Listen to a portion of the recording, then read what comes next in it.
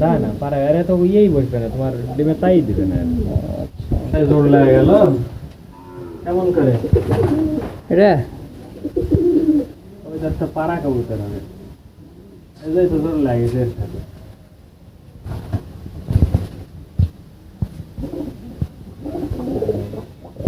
ওই পাড়া কি ব্যাপার তারপরে তো এই পাড়া আবার জোর লাগে গেছে ওই পাড়ার সাথে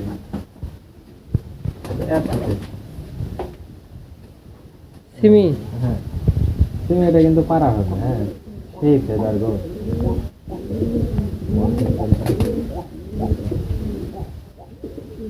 জো পারায় জো এই এদেরকে ডিম দিলে এরা বাচ্চা উঠাবে না পাজা কবুতরের মতন না না পারায় আরে তো ইয়েই বসবে না তোমার ডিমে তাই দিবে না নর কবুতর জোড়া লাগলে এরা ডিমে তা দেয় না কিন্তু মাদি কবুতর জোড়া লাগলে ওরা চারটে করে ডিমতে বসেও থাকে আচ্ছা দেখা না ঈদের খুশির খবরটা দেন খুশির আনন্দ লাগার বিষয় হচ্ছে যে আমার এই গতকাল থেকে আজ অবধি আমার প্রায় 10টার মতন বাচ্চা উঠেছে আমি সব দিন খাবে রাখি এই তো 1 2 3 4 5 6 7 8 9 10 আরো একটা বাচ্চা অবশ্য উঠবে প্রায় 5-7 জোড়া বাচ্চা উঠবে আলহামদুলিল্লাহ আর এখানে আমি সব বাচ্চা এখানে আমি রাখিনি শুধু বাচ্চা রাখার জন্য আমি একটা নতুন জায়গা করি বাইরে এটা বাইরে 2 তলা বিশিষ্ট লক তৈরি করছি ওখানে বাইরে যাওয়াটা দেখাবো না তো এই 2 বাচ্চাগুলোকে আমি পার করে দিব হয়তো বাচ্চা দুটো হাতে নেন তো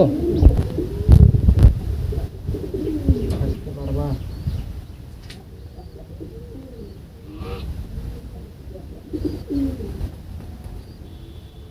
এই দুটো বাচ্চা একটা সেমি আসছে একটা উদা আসছে সেমি এটা সর্বোচ্চ লাইট আসছে সর্বোচ্চ লাইট এটা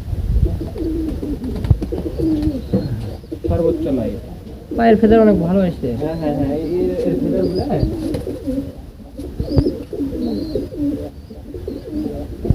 আমার এই বাচ্চাগুলো হচ্ছে এবার এই প্রথম অবস্থায় তো ফেদার এসে থাকে ফেদার কিন্তু ঘন ফেদার এই ফেদার আবার মল্টিং আবার আরো বড় চলে আসে